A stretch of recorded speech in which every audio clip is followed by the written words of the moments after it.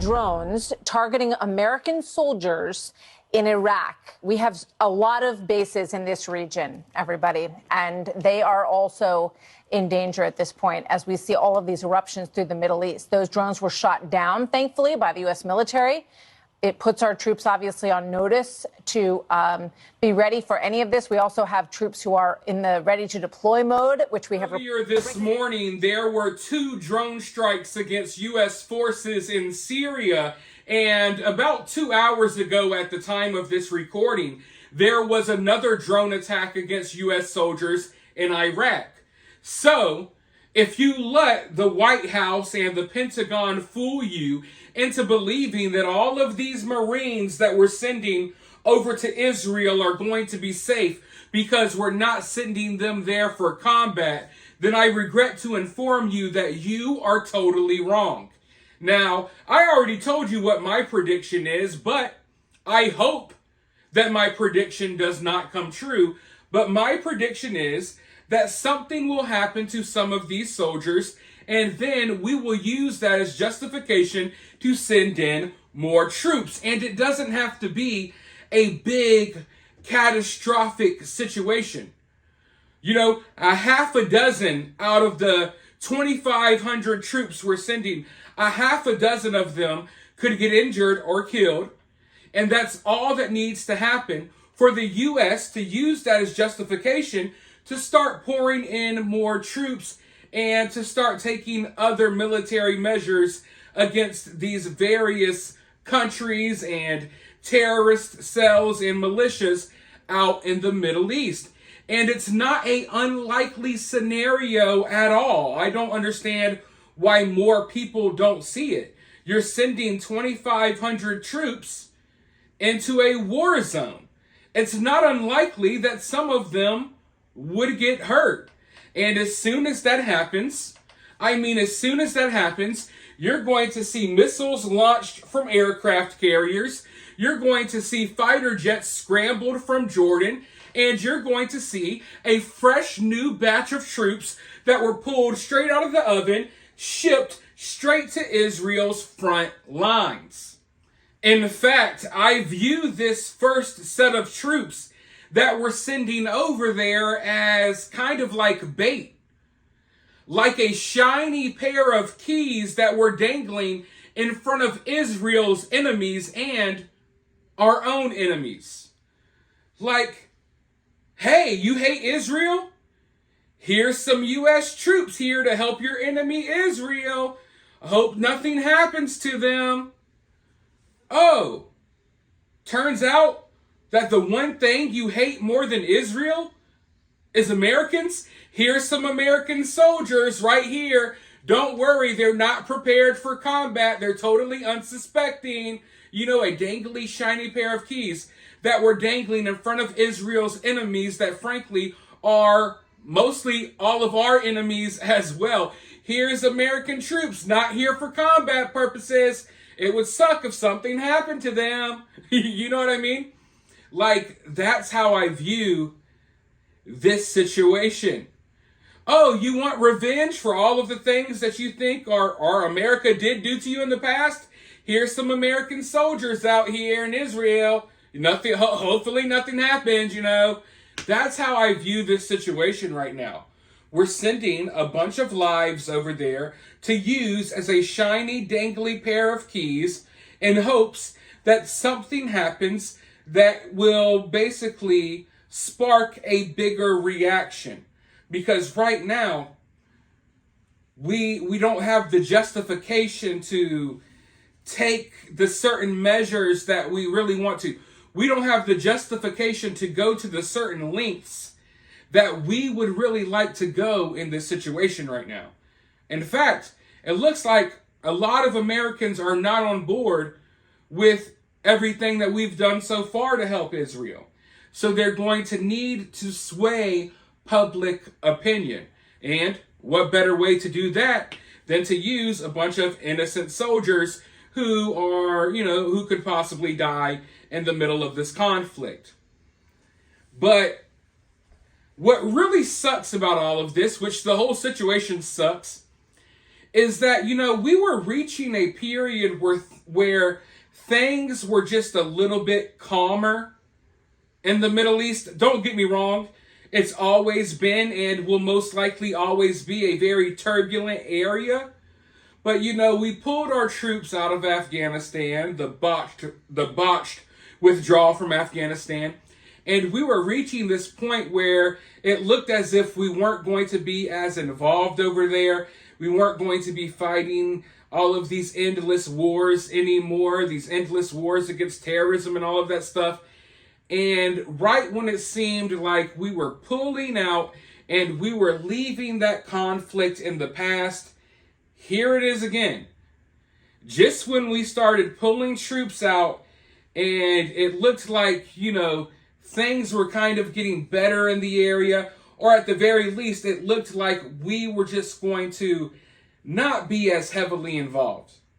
Right when we got to that point after, I'm 32 years old. My entire life, our military's been over in Iraq and the Middle East doing all types of stuff.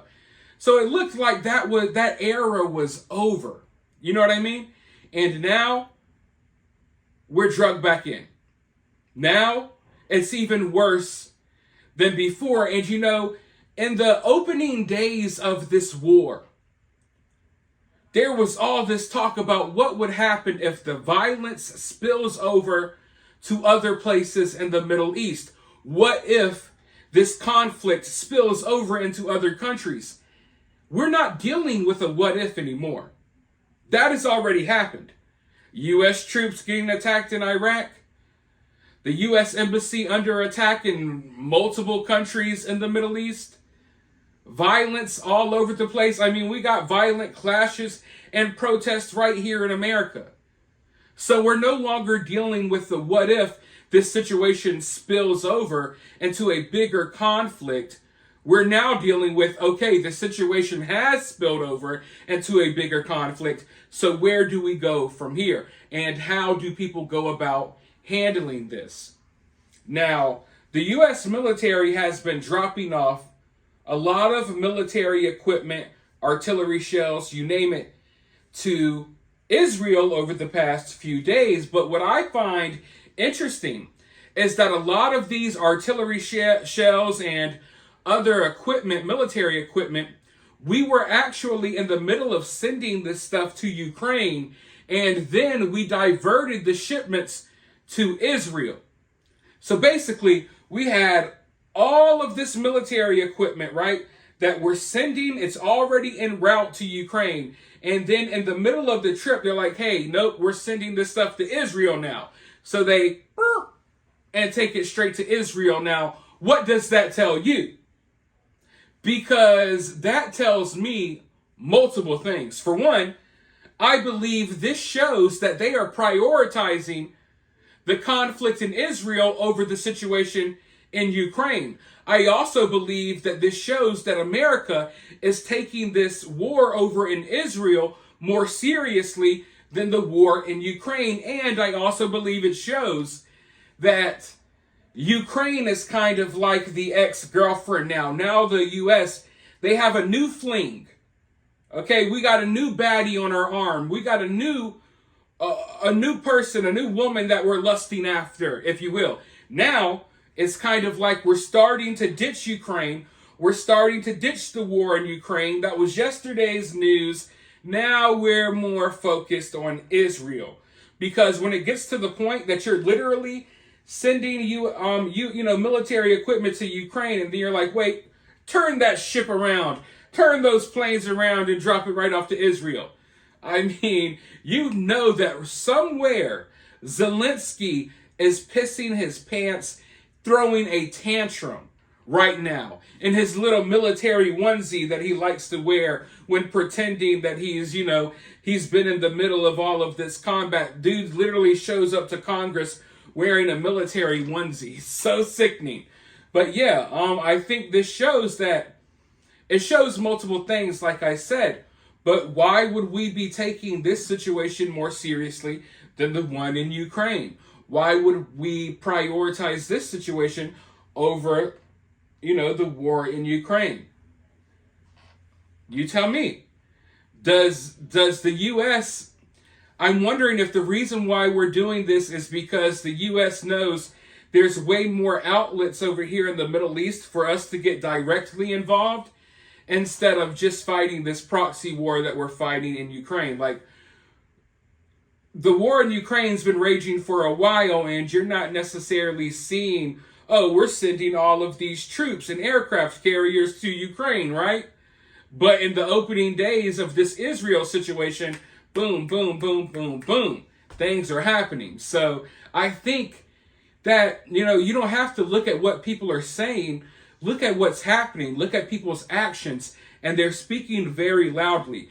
There's a totally different response to what's going on in Israel as opposed to what's going on in Ukraine. But as the U.S. is dropping off all of this military equipment, Netanyahu is meeting with soldiers on the front lines who are preparing to invade Gaza, and Israel has started the process of evacuating all of their embassies across the Middle East, which looks like it would be, which typically would be one of the last moves made before, an invasion or before war really breaks out. So as these embassies are being evacuated, once that process is over, then we'll most likely see the ground invasion begin. Now, we've been told for days and days and days that the ground invasion could happen any minute. And then, of course, there was all of this flooding. There's been all of this drama about what happened with this hospital in Gaza, which, from the looks of it, folks, they were reporting that 500 people died at this hospital. It looks like the actual death toll is around somewhere between 10 to 50 people. The whole hospital was not blown up. The parking lot was. So there's been a lot of heavily exaggerated reports out there. So just be careful about what you believe when doing your own research, because most people who are covering this situation, they're coming into it with a personal bias. They've chosen sides, and it doesn't matter what the truth is.